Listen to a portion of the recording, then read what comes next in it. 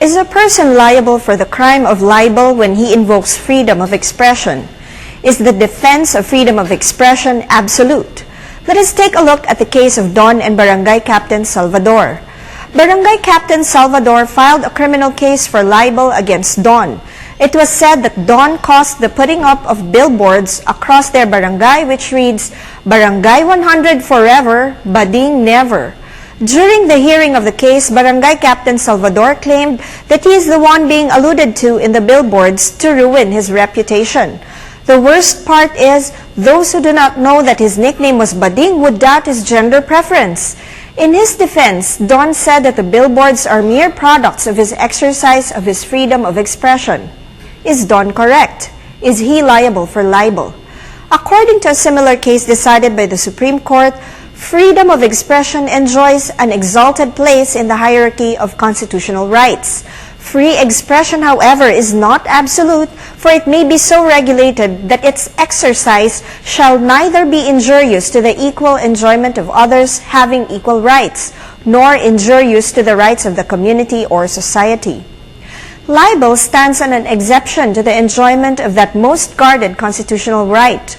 For an imputation to be libelous, the following requisites must concur. First, it must be defamatory. Second, it must be malicious. Third, it must be given publicity. And third, the victim must be identifiable. Absent any of these elements precludes the commission of the crime of libel. Tested under these established standards, the court found that there are no derogatory imputations of a crime, vice or defect of any act, omission or condition, status or circumstance tending directly or indirectly to cause his dishonor. Obviously, the controversial word never used by Don was plain and simple.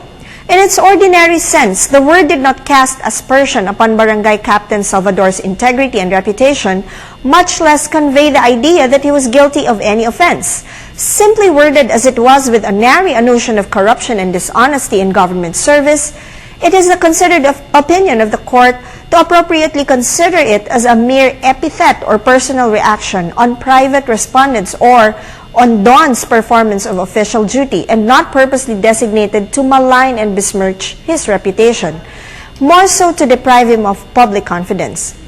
Personal hurt or embarrassment or offense, even if real, is not automatically equivalent to defamation. Pursuant to Article 361 of the Penal Code, if the defamatory statement is made against a public official with respect to the discharge of his official duties and functions, and the truth of the allegations is shown, the accused will be entitled to an acquittal, even though he does not prove that the imputation was published with good motives or for justifiable ends.